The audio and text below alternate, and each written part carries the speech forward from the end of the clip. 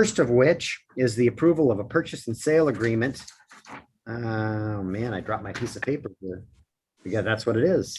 Purchase it for real property. Ms. Archer. Thank you, Mayor. The City of Port Orchard has negotiated terms for a purchase and sale agreement for purchase of real property for the South Kitsap Community Event Center. This agreement would be entered into with Kitsap Bank. Staff recommends the council authorize the mayor to execute that purchase and sale agreement to purchase that real property for that purpose. And I'm happy to answer any questions related to this action. Councilmember Cacciardi. I move to authorize the mayor to execute a purchase and sale agreement for purchase of real property for the South Kitsap Community Event Center from Kitsap Bank. Seconded. Second. A motion by Councilmember Cacciardi, second by Councilmember Clausen.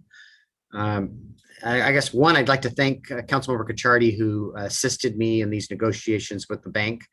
And we've been ongoing for nearly 6 months, and we're here to the finish line. And high points of this is that the bank is selling us this property at a discount, and in turn, they are getting to lease back this property at no cost for just compensation for the difference in value. I think we're still getting, even if this ran to the full term, which we don't think that it will, because they're going to start designing and building their building as soon as we execute this, and we would still end up about $500,000 to the good on our side of the ledger on this transaction.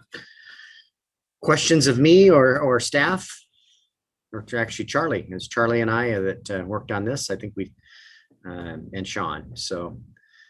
So big moment here, moving forward on acquiring the real estate. And Mr. Mayor, I just wanted to, on the record, thank you and staff and Charlie for all the good work that's taken us to get to this major milestone. So thank you and good job. Thank you. I appreciate that. I would echo the same comments. Good job. Thank you. Councilmember Rosenpepe? Yes, Mayor, I just wanted to, remind people that this is bringing jobs to our community as we move forward, and that's going to be a very welcome addition to the city. It's going to be, because we selected this site and the bank needs to reside in it while they're building their building. We're going to finish probably from today. We're looking at about 4 years until we break ground on our community center. Allows me an opportunity to find some more grants to help pay for the construction. But we've, between the money we got at the legislature, the money coming from the public facilities district, we'll only have about $300,000 in local money in this $2.5 million purchase. So we did very well in this transaction. So with that, you'll be voting on approval of a purchase and sale agreement for the purchase of real property. All in favor, please say aye. Aye. Aye. Anyone opposed? Hearing none, the purchase and sale agreement has been approved. We're to our last business item, which is an emergency order related to some sewer system repairs. So Ms. Archer, you have something you want to read into the record? Absolutely. Thank you, Mayor. Council members. Before you this evening, Council, is a resolution of the city declaring the existence of an emergency relating to the repair of the Pottery Sewerage Lift Station. In late May, the city's Public Works Department identified an issue with the Pottery Sewerage Lift Station and was proceeding with procurement. However, a re-inspection just yesterday identified that the issue is emergent due to the rapid hydrogen sulfide exposure to internal piping. And as a result, the staff is asking that the council adopt the resolution declaring the emergency so that the city can waive procurement requirements and immediately remediate this issue, and also to apply for, utilizing the resolution, apply for emergency funding relating to this issue. And by that, I would ask the staff recommends that the council adopt a resolution declaring the existence of an emergency relating to the repair of the Pottery Sewerage Lift Station. And I'm happy to share my screen with a copy of that resolution for the public.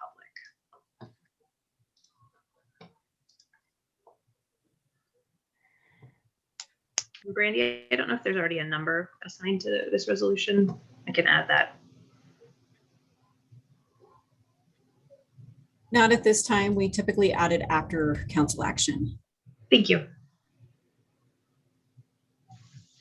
Councilmember Clausen.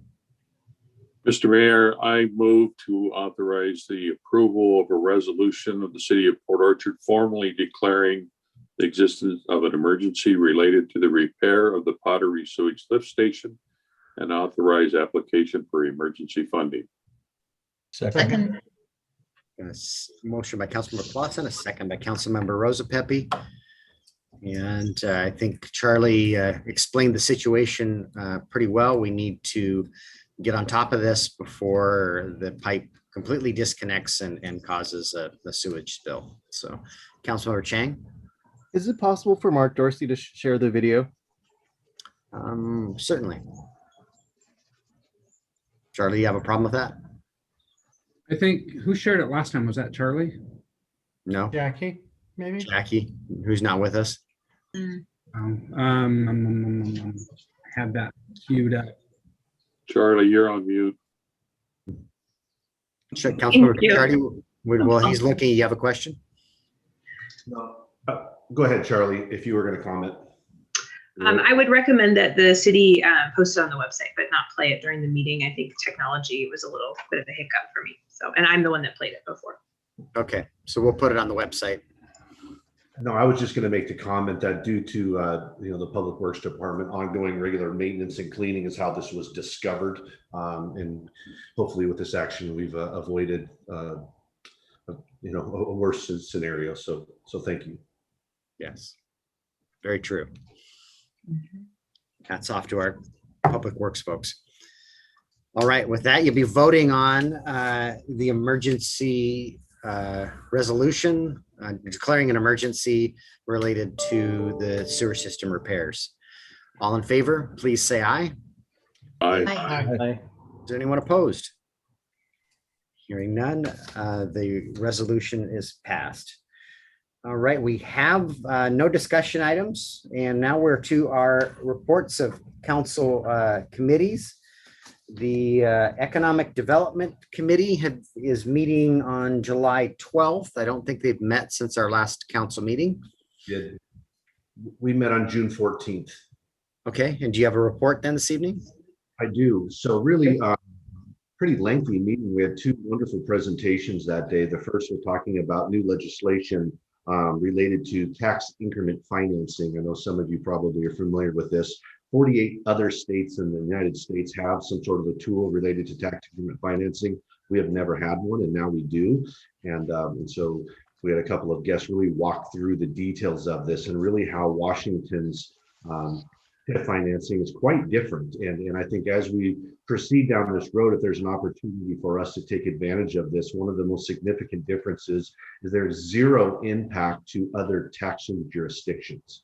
So in many other states, there is quite a bit of a haircut that can be, provided to fire districts or transportation districts or, school districts. And that's not the way this was written. There will be zero negative impact to any of these other taxing jurisdictions.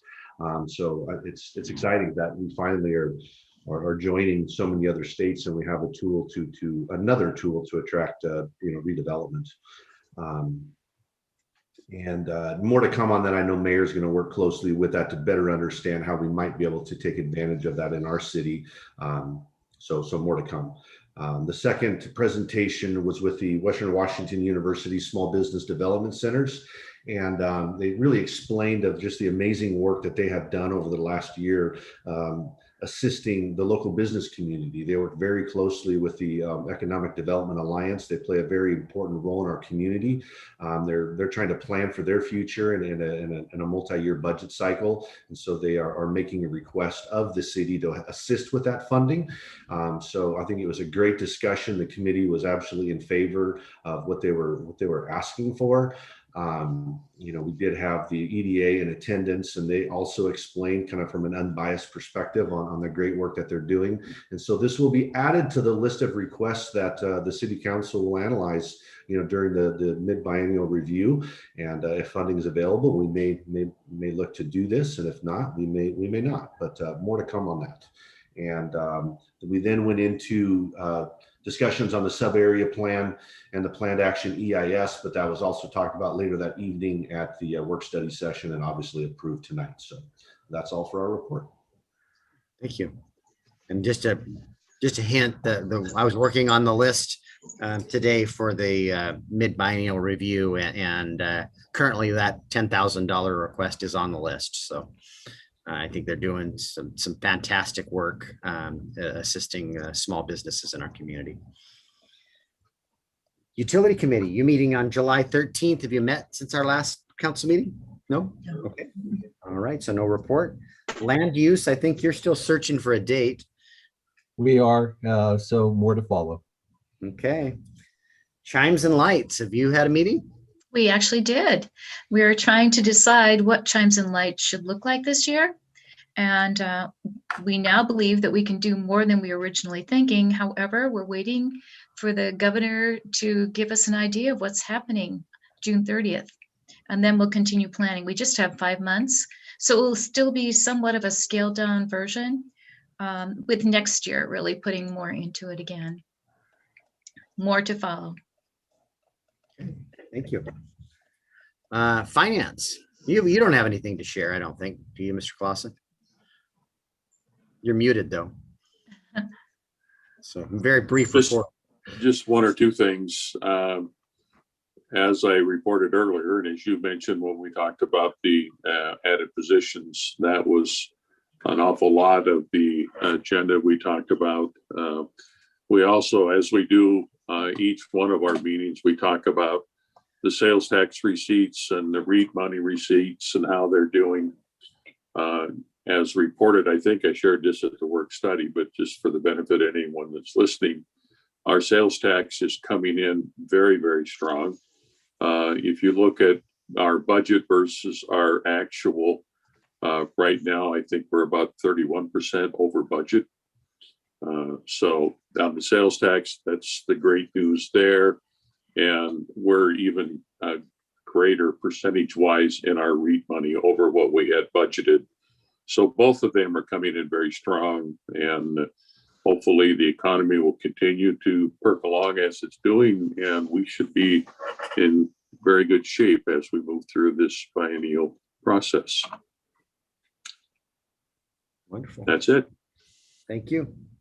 Transportation Committee met tonight. Jay, do you have a report? I do. And Scott, please jump in if I miss something. We had a discussion talking about various grants that we're asking for. And when I believe we're having a transportation briefing in September to the full council at our work study. And Chris will be bringing forward the various grants and what projects we've been applying for. We also had a update on the Lincoln Bethel Roundabout project. It's on the webpage now. You can go see it there. Letter went out to area people that are going to impact it, including Kitsap Transit, the school district, and the fire and rescue. And they've gotten some feedback, but nothing that's of major concern right now as we move forward with design. There was also a healthy discussion among staff about other items regarding funding and how we're going to go forward. But again, as I said before, they'll be bringing that to the full council in September when we get briefed on transportation. Scott? I think there was just one addition to the agenda involving the application through community development block grants for a stretch of sidewalk, 320 plus feet. That's the sidewalk on Pottery closest to Tremont. So that was an addition to the agenda. And I think other than that, we look forward to a good work study on our roads. Thank you for your report. Sewer Advisory Committee, is there a report? No, July 21st, we have a meeting. Okay. And lodging tax, I think you're meeting sometime in July. We're doodling, and it's nice to see that people are applying for various projects as we move forward and our return to normal. Okay. I'll address outside agencies in my mayor's report, and I'll dive into the mayor's report. So I'm obligated to report policy changes, human resources policy changes to the city council. And we made some this past month as it relates to temporary employees, also known as interns. We've hired one. We've got 3 summer hires in the process of onboarding, which will bring us up to what would be a full complement of summer hires. We're still looking for one more because one of our summer hires happens to be an engineering student. But our bigger need is the grass that's growing versus the scanning project that Mark might have. So as soon as we can hire another body to replace him out in the field, we'll bring this engineering student in and allow him to work the remainder of the summer in our engineering department. So Housing Kits app, we had our board meeting this morning, and the full board got to meet our new executive director, Heather Blau, who just moved here from California, and excited to have her and the things that she's going to bring to the agency. The park survey, we now have over 250 people that have taken the survey. Going to close that survey out at the end of the month, and sometime in July, I hope, we're going to bring back the results and what people had to say about our parks and how we can make them better. Vaccines, remember, we're planning on our next meeting to be in the council chambers, and some of the council members have provided their vaccine card to Debbie Lund in Human Resources. You'll need to do that before otherwise you'll need to wear a mask for the council meeting. So, and I'm pretty confident that all of you guys have been vaccinated. So that would be kind of silly, but maybe you want to wear a mask. Huh? It's up to you. Can we bring it to the meeting, or do we have to have it before the meeting? Debbie won't be at the meeting, so you pop by and all you got to do is show it to her. She doesn't want to have it, so don't email it to her, please. Can we email a photograph of it? It's a public record then. So I would, if you don't care, it's up to you. It's between you and Debbie. Just set up a Zoom. Yeah. Yeah, there you go. That'll work. I think I might have shown her mine that way, actually. You know, I was working from home that day and she hold it closer. I can't read the date. I remember that now. So anyway, there's about half of you have done that, and we got a couple of weeks here, but it'll get away from us. We are utilizing YouTube now. You'll see that in the top left corner of your screen. And Janine shared with me last month, we had 1,465 people view our city council meetings via our YouTube channel. Now, not everybody's watching the whole meeting because only 3,266 minutes were watched. So it's not that exciting material, but some people are watching all of it, and some people are popping in for a couple of minutes and then finding something better to watch. This is kind of important, and the county is moving forward. So the legislature passed a bill that allows for the county to pass or councilmanically pass a 0.1% tax for affordable housing and supportive services. So we can't, the city of Paulsbo, so the county's been reaching out to the cities. As they go through this process, we could deem that we want our own program and opt out of what the county is going to do. I wouldn't recommend it. It is almost $700,000 a year, and we would need to hire more than one staff member, and it would not, I don't believe it would be very efficient. The county is offering us a seat at the table, and I think I think we would want to make sure that we're getting 700, if they do this, which it's likely they're going to. We want to make sure that we're getting $700,000 worth of value to the citizens of the city of Port Orchard, and to deal with the homelessness issues and services. Another hot button for me is I would also want to assure that the county is propping up one facility at the top of Mile Hill for homeless housing and services to ensure that having a seat at the table would, I hope, ensure that that isn't going to be the only facility like that in the county, that it needs to be in other communities throughout the county.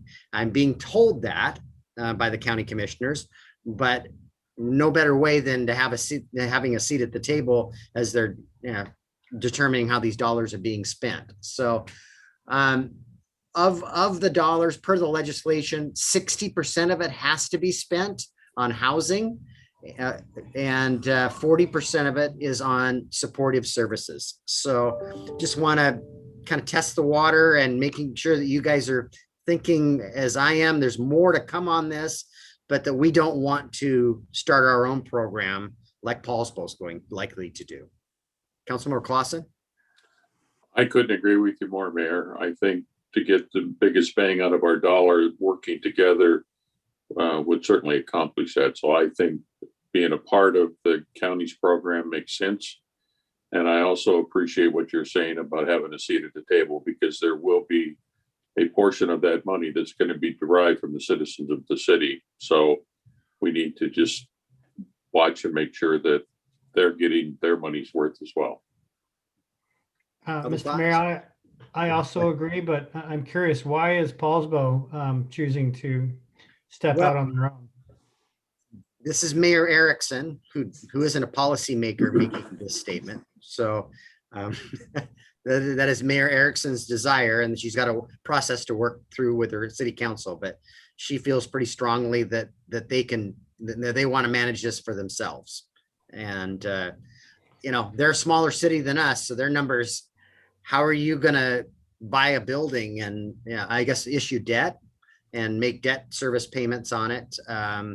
And then a portion of it has to go to services too. So I with John, I agree with John that, they have a whole human services division at the county. How many employees are in that division, Scott?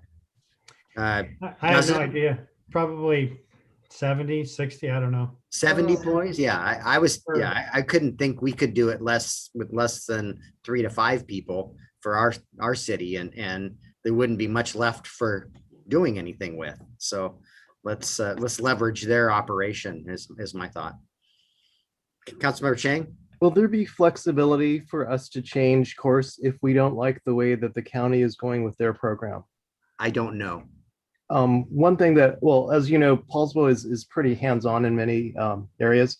They have I think it's called the Nelson Home, which is on one of their parks, which they rented out to Coffee Oasis. So they've been a little more active in some of the projects. They also want to build their own supportive housing. So, and I believe they even have a housing and human services staff person on Paulsbo. So they're structured differently than we are. But in case and I think you're right, I think we should definitely start by being on the county's board. But if it should not go, if we don't feel that we're getting our 700,000 of worth value, I think it'd be nice if we could change and start our own at that time, if we want to. And I hear what you're saying, and if we can't, it comes down to how an ILA is structured, that we have a voice and a seat at the table and assuring that our needs are being met, I believe. But I talked to Commissioner Gilder this morning about this, and he's envisioning, we partner with the county right now with the CBDG dollars, and they're very conscious of how much we contribute. And matter of fact, they gave us more than what we asked for Lippert this last year, because that's how much our community contributed. So but we may not always have the harmonious relationship that we currently have with our county commissioners. So it's all in the devil's in the details in whatever agreement is drafted. So Councilmember Clausen? Yeah, I would also remind folks, as you did, with how those funds can be spent.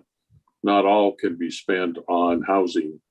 There's got to be a portion spent on services for this particular community. And I think that's as important as housing in a lot of cases. So being able to partner once again with Kitsap County, and whether it be Kitsap Mental Health or hopefully other operations to help with those other services that are necessary. Does this county commission have a name or a board? No, this is just talking to us about an idea they're having that they're Okay. considering bringing. And like I say, it's not a vote of the people, it's councilmatic. Previously, this could have been, Yakima has this, but it was done by a vote of the people. And the legislation that was just passed this last session allows for it to be done councilmatically. So the commissioners, just like they did with the mental health tax, can just impose it. So I believe, my gut tells me we've got an option to either opt in or opt out. And if we opt out, we got to do our own thing. And I'm nervous to do that, because I'd have to buy an office building just to put the employees in. Fire marshal won't let me put them in the roof, up on the roofs for some reason. I don't know. All right. So moving on, I'm going to steal Mark's thunder here. We got some good news about the Marina pump station. Our $13 million loan at 2.6% for 30 years has been approved. And one of the provisions in this loan is that we've got to be out to bid on this project late this year. So that project is going to be moving a bit faster than it has been.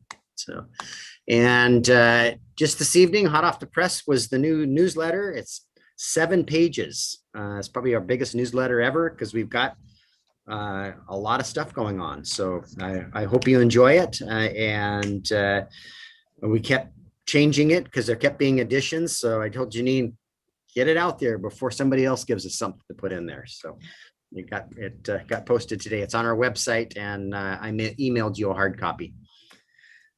Reports to the department heads. Mr. Dorsey, do you have anything else to share? I do not. Okay. Emergency repairs and loans. That's Mr. Bond. Yes, 2 announcements, and I can't remember, Mayor, if you had mentioned this at our last meeting or not, but I will say it again just in case.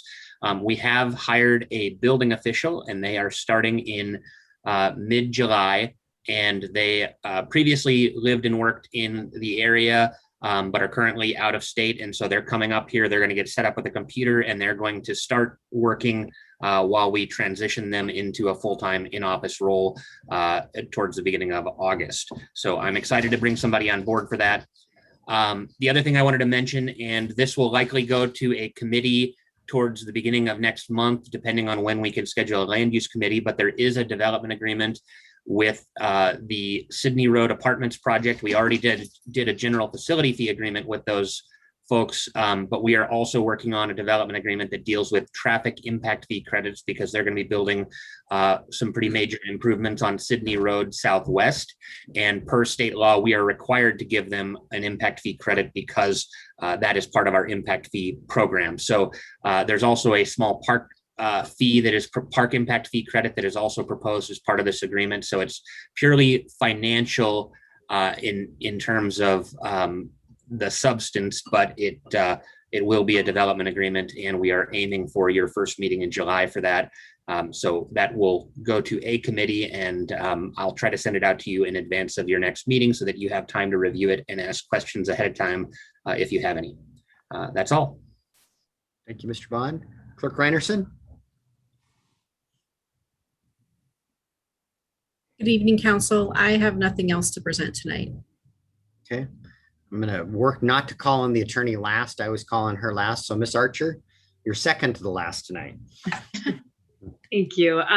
Just a very brief heads up. The governor has begun rolling back a number of his proclamations related to the emergency. He started with some pretty innocuous ones, but we anticipate hearing more as the days come. We're going to get a few at a time, it appears. So we'll continue to keep you and staff posted as those are modified, particularly the ones of interest with regards to the OPMA and with water utility related billing things that have been suspended. So thanks. To add on to that, we're planning on being in the council chambers. I think it's 13th of July is our first council meeting in person. We, like we're doing tonight, we're going our new recording system, which captures the cameras in the council chambers and the microphones that are at the dais and at staff. We'll live stream to YouTube, and that's our recording equipment. We have what I'm calling a Zoom card. It's a big flat screen TV with a camera on it. Those two systems currently don't communicate, and we're looking for solutions related to that. I'm envisioning, we use that Zoom card, remember, at our retreat, and the microphone on that thing is phenomenal for picking up the room. What it doesn't do a good job with is our current recording equipment won't pick up the sound out of the TV, even if I plant a microphone right in front of the TV. So I can't, somebody communicating from Zoom, if we're in a regular council meeting, I can't capture their sound. We can put it, we get a really nice picture, putting a camera on the TV. It's likely long-term, the solution is going to probably something like our court has, which is a drop-down microphone that's wired, maybe this coming from the ceiling or something. But I'm envisioning our regular council meetings that will live stream and utilize, because we need to use the microphones at the dais, and then we will utilize the Zoom platform when we're all sitting down at the table, because we've always had challenges with the portable mics and picking people up. And that Zoom cart does a really good job of picking up all of our voices in the room.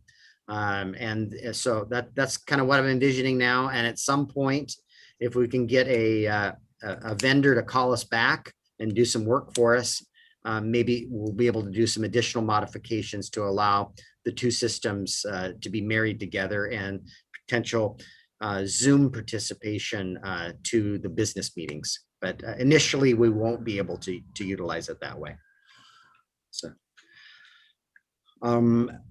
we're down to our last staff report, and Mr. Crocker, do you have anything? Nothing further for me tonight. Thank you.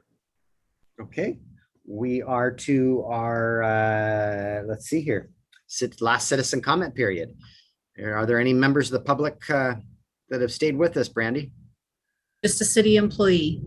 Okay, must be Tony Lang. He's very dedicated. It is. All right, I will close out the second citizen comment period unless Tony wants to provide comment. I think he's just happy he's got 3 new employees coming. And I could bring him into the panel, so if he would all like to comment, he can. All right. Mr. Lang, do you have anything to share with us tonight? He's one of those guys that's just got his computer on, making a statement there.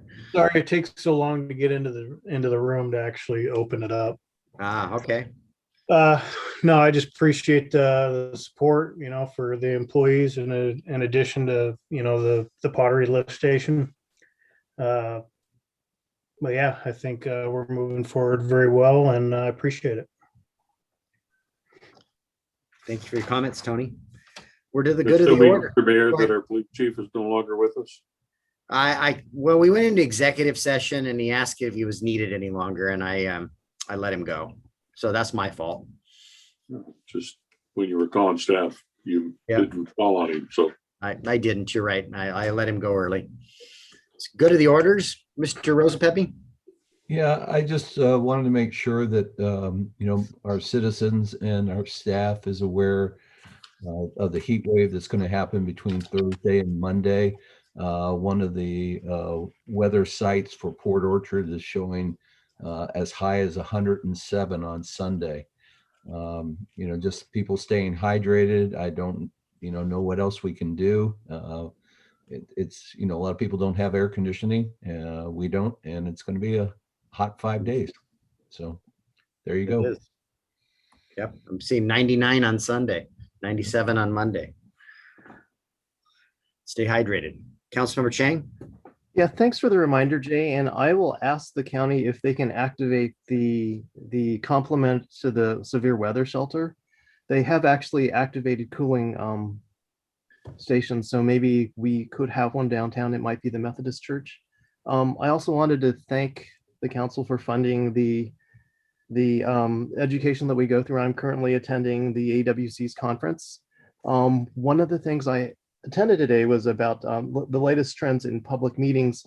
And they were suggesting it might not be that easy to open up to the public because you may have to have a section of the meeting room where you have the public who have been vaccinated versus a section for people who have not been vaccinated, as well as those who do not want to reveal their vaccination status. So it may not be as easy as having a one size fits all to let the public into our public meetings in July.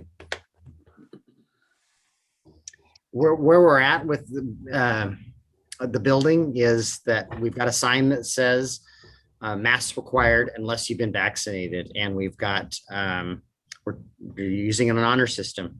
If you don't have a mask on, we're not asking. We're assuming that you've been vaccinated. That doesn't work that way for our employees, but that is how we're dealing with the public.